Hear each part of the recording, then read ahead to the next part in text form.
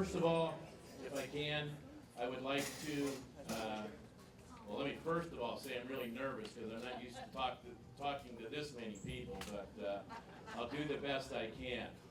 But I would really like to welcome you for today and thank all of you for coming. This is a big deal for our community, and I would like to introduce some of the elected officials that have worked with us and help us getting this as far as we can.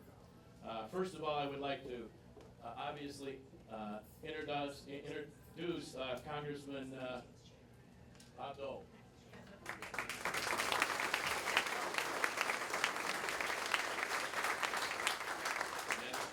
I'm not going to say a whole lot about the congressman right now because I'll be saying some things a little bit later. I would like to introduce our state senator Melinda Bush.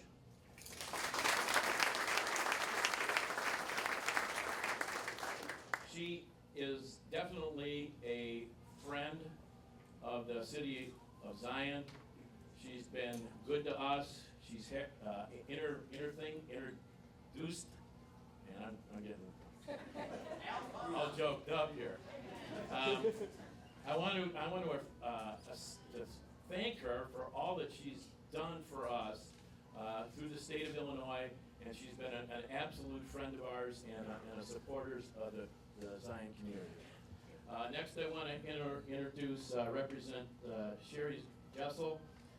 She's been helping us out, and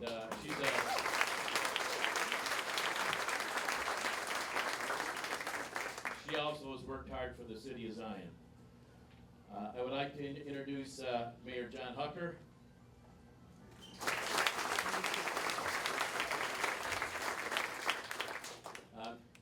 Mayor Hucker truly understands that what we're trying to do here is not just for the city of Zion, but it's also all the communities, including Winthrop Harbor and Beach Park. And as we're successful with this, it will also be successful all the other communities around us. Is Commissioner Lloyd Deteen here? Okay, he's not here. Commissioner Mike McDowell.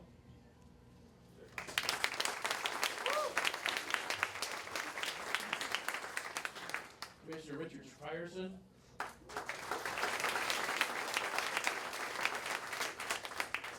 Zion 2 Township Supervisor Sherry Neal. And Benton Township Supervisor Jan Southern.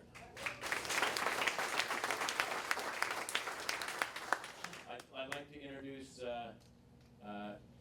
Sherry Neal, and she's going to have a few words to say. And again, I'm sorry, I'm just nervous. Thank you.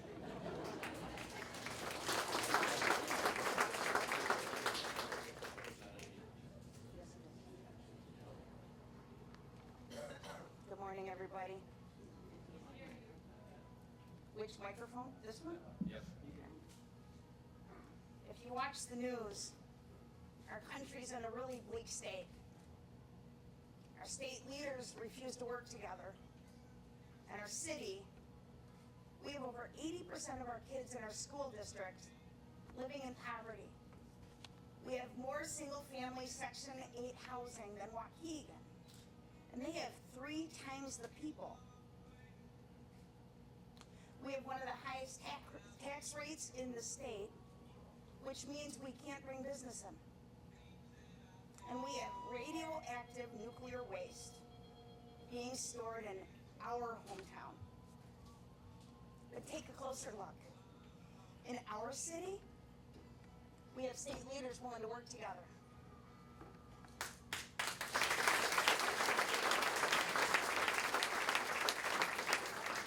And though our kids live in poverty, if you take time to know them, you will find that they're amazing. They're kind, they're responsible, they're respectful, they're safe, they persevere, and they try to practice integrity.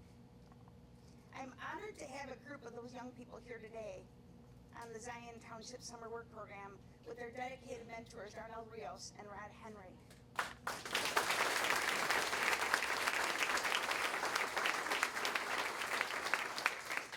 I don't think I've ever been prouder to have a group of young people like these represent the township.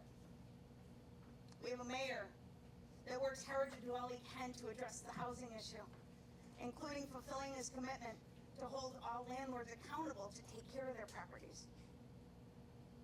We have dedicated leaders in every area of our community, from the schools to the library to the park district to the city and township, working together to figure out how to lower our taxes. We have a congressman who's willing to champion the fact that if the federal government is not going to remove the nuclear waste from our community, the least that can be done is that we be compensated for storing it. I hear people say that they aren't hurting anything by being stored right next to our water supply. Maslow's hierarchy of needs makes safety the second most basic need of human beings, right after food, water, and breathing. No matter how safe anyone says they are, having them in our community creates an underlying feeling of being unsafe. The leaders in our community are determined to find solutions to all that ails us and turn our community around. Having Congressman Bob Dole on our team, taking the lead on demanding compensation for our community to help us address the other issues while we house the spent fuel rods, is deeply appreciated, Bob.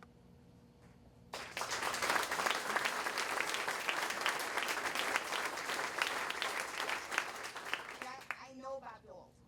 I didn't meet him as a congressman. I met him working across from me at St. Mary of the Angels Church in downtown Chicago, packing Christmas gifts for families in our community. He was a congressman then, but he wasn't taking pictures and he wasn't putting it on social media that our congressman was doing this. He was Bob Dole doing what Bob Dole does. I want to thank you for being our congressman. Because this matters to us. It matters to all of us. And I'm grateful to have you as our congressman leading the charge to help our community. And I'm grateful to live in such an amazing community. We have so much heart, so much opportunity, and we have so much potential. And I'm excited for what will happen as this bill becomes law and as we continue to work together to solve the issues that afflict us all. Thank you.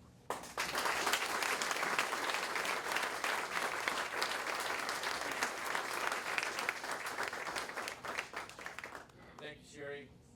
At this point, I would like to present a little history of how we got where we are today in our interaction with the congressman and his staff. I would like to introduce some of the people who've worked really hard on this issue. Sherry Neal. Yeah. Marilyn Krieger, in the back, she's representing the Park District.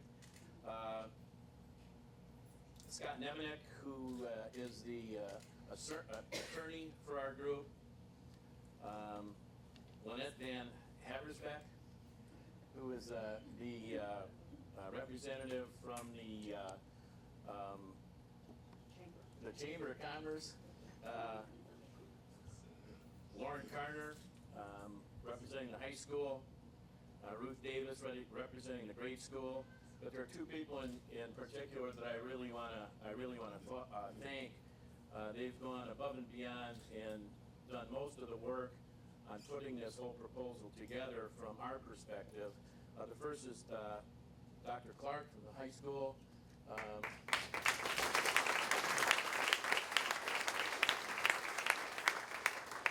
It required a great deal of work, and she came through and did a wonderful job of all of us putting this together.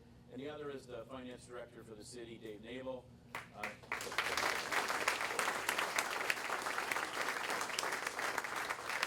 He's done a lot of the grunt work on getting the information out and coordinating all the meetings that we've had.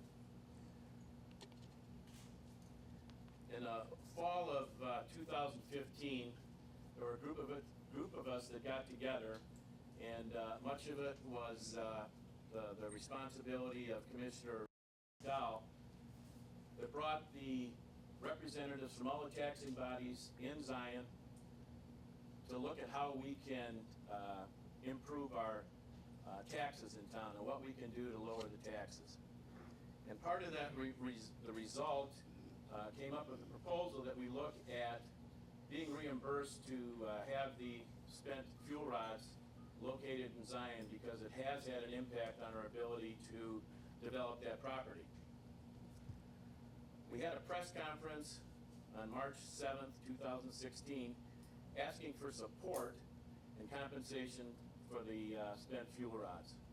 And our position has been that the nuclear power plant opened in 1974, and there was a deal when all this was started, and the nuclear power plant was under construction in Zion. The people of this community agreed to give up the use of approximately 400 acres along Lake Michigan. They understood that there would be a permanent eyesore along Lake Michigan that would be there, and there was nothing we could do about it, but it was going to be there.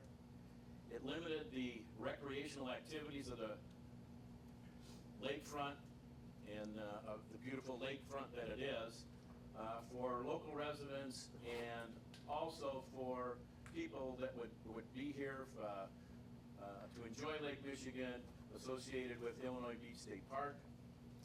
And it inhibited the economic development that we could do on the riverfront.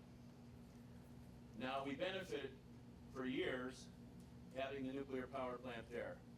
The benefits were that it created, at one point, I think it was close to 1,200 jobs for the local community, and those people spent money in our community. It also provided value for our tax base that produced $19 million for the Zion community when you include the schools and the city and the park district. It was $19 million a year. And the other deal was that the 400 acres, when the nuclear power plant closed, would be that the area would be turned to the pristine condition that it was,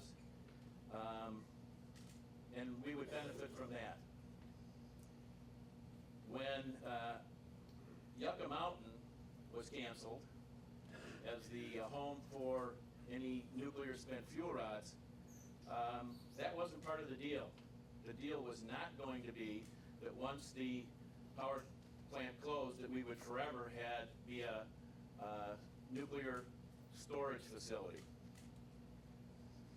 Our first priority as a local community from all of our discussion has been to get that stuff out of here. We don't want it here.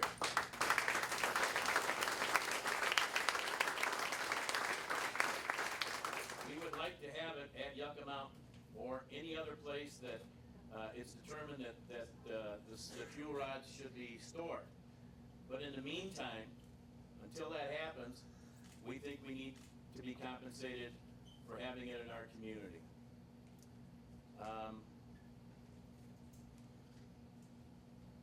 There's been a huge impact on our ability to redevelop the property.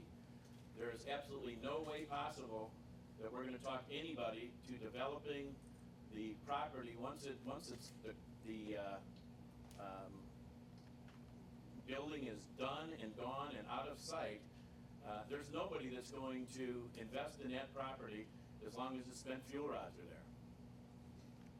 This is Lake Michigan property. I don't think there's another nuclear power plant that has the potential for having the old property, once they're gone, to be developed and really provide an income for our community. And I want to emphasize that this is not just Zion. Right now there are 12 other communities throughout the country that are in the same position we are. They have closed nuclear power plants, they are being decommissioned, and they are going to be hosts for spent fuel rods. And our request on March 7th was asking our federal government to help us receive compensation for the spent fuel rods and receive compensation for our community. We expressed ourselves, and I am very, very happy to be sure that you understand that Congressman Dole heard us. Ever since the March 7th date, he and his staff members, and I want to mention Philippe, is it Mellon? Mellin. Philippe Mellin and Matt Diller have done a great job for us, working with us, finding out what we want, what we would like to see, and proposing legislation that will soon go to Congress. They went to work for us. They listened to us. They put together a legislative strategy. They wrote legislation and secured co-sponsors. That being said, I invite Congressman Dole to come forward to both introduce and explain the Stranded Nuclear Waste Accountability Act, and I present Congressman Dole.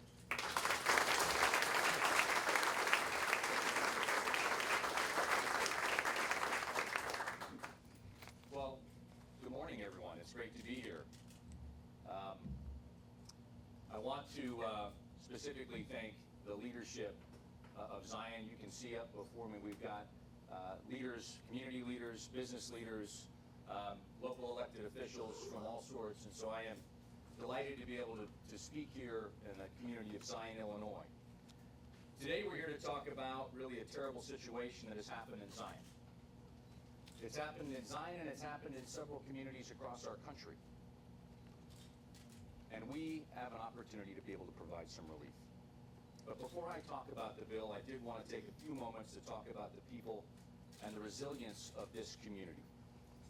I spent a lot of time in Zion over the last several years, visiting businesses and schools, senior facilities and parks, obviously the parade, which is always a good fun time, Kiwanis Pancake Breakfast, and others.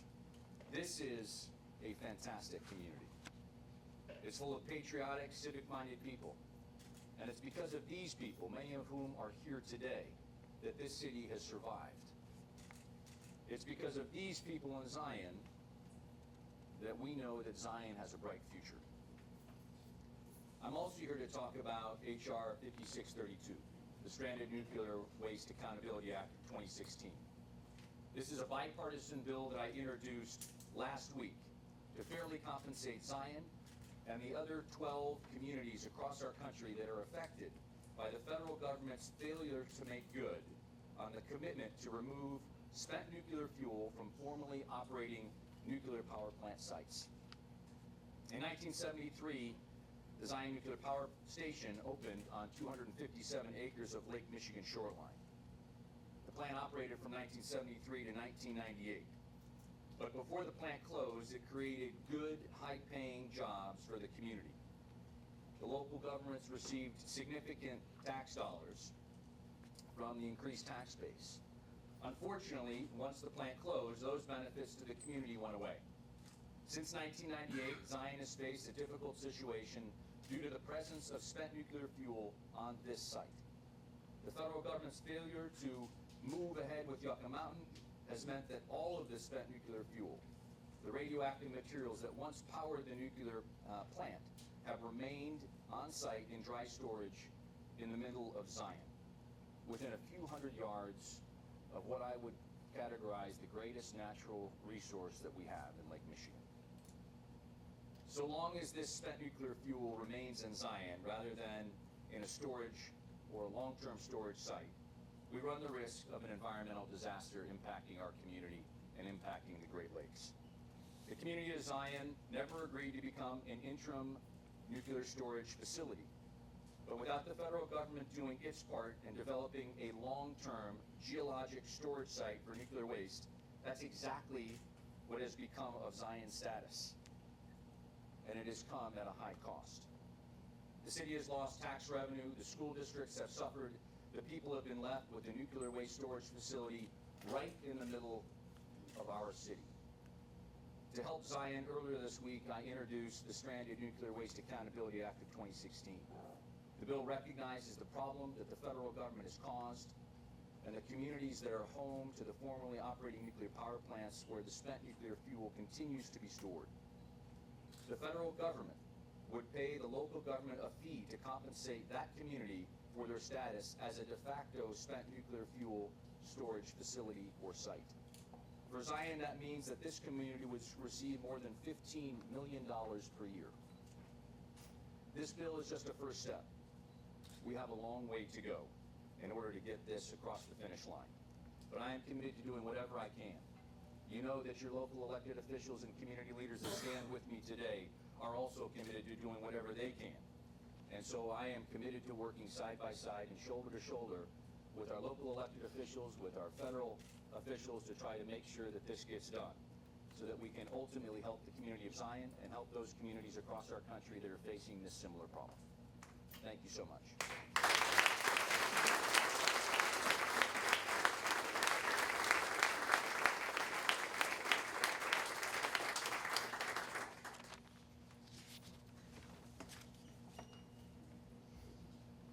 Again, I want to thank Congressman Dole and all the people who have worked to get this legislation introduced.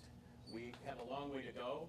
We have to get it through the House, and then we have to get it through the Senate. And I am confident that when it comes time to call on you to help us move the legislation forward, that you will all be there to accomplish that.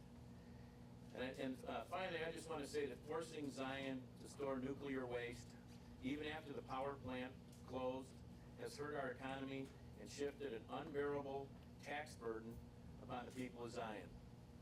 I thank Congressman Dole for his leadership introducing this bill to help Zion and the surrounding communities, and for truly caring about the people of Zion. And I hope that you can all take a few minutes and let the congressman know how much you appreciate what he's done so far. So thank you all for being here, and stick around if you like, or just thank you very much. And we have a little gift for the congressman, and Commissioner McDowell has got something for him. I'm in my work shirt because we have a project in Zion. Some of our local churches have gotten together. We have about 80 young people doing a Many Hands project, and I thought it was so fitting that we give this t-shirt to Bob Dole because he is certainly one of our partners.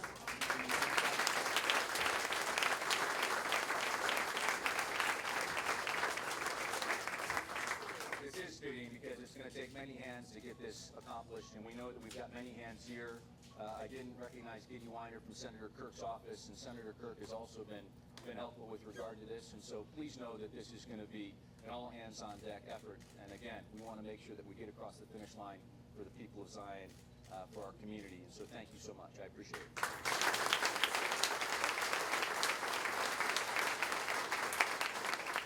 One last thing, we have a few minutes to show you the testimony that the congressman gave in committee about this bill, and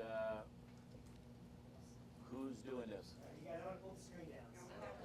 Members of the subcommittee, as you know, I'm Bob Dole. I represent Illinois' 10th Congressional District.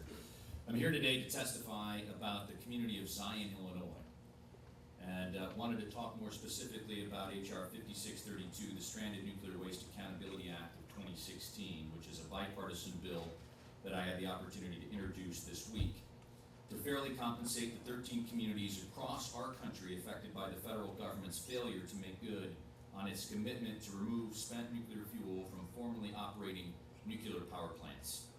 Zion is a city in northern part of Lake County. Zion is the home to approximately 25,000 people. And in 1973, the Zion Nuclear Power Plant Station opened on 257 acres of Lake Michigan shoreline. The plant operated from 1973 to 1998, but before the plant was closed, it created good, high-paying jobs for the community. And the local governments received a significant amount of tax dollars from the increased tax base. Unfortunately, once the plant closed, those benefits to the community went away. Since 1998, the community has faced a difficult situation due to the presence of spent nuclear fuel on the site. As this committee is well aware, the federal government's failure to move ahead with Yucca Mountain has meant that all of the nuclear spent fuel, the radioactive materials that once powered the nuclear plant, has remained on site in dry storage in the middle of Zion, just a few hundred yards away from one of the greatest natural resources we have in our nation, in the Great Lakes.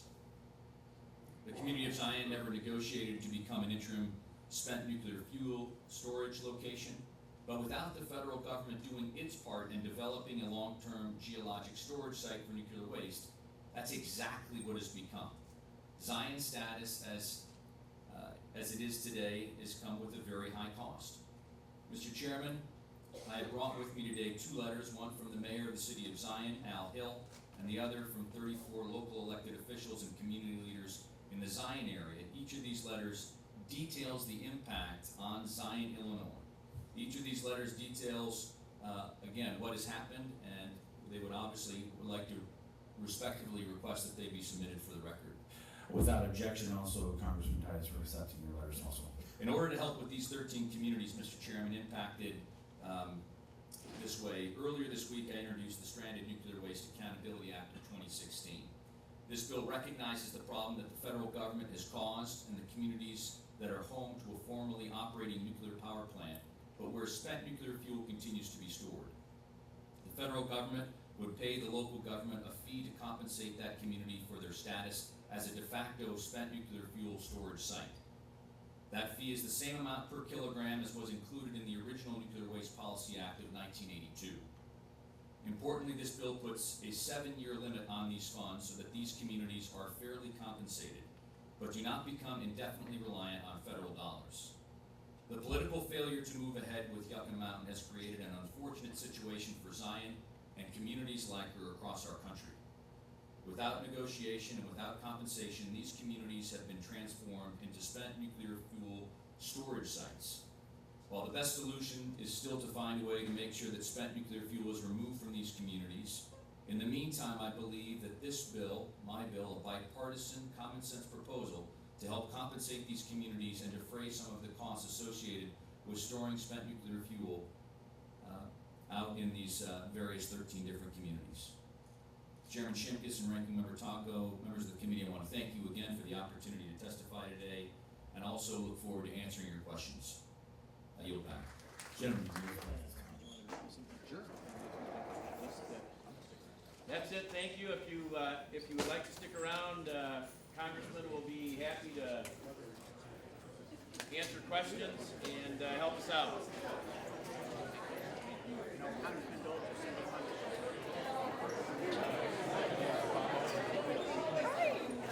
Roger.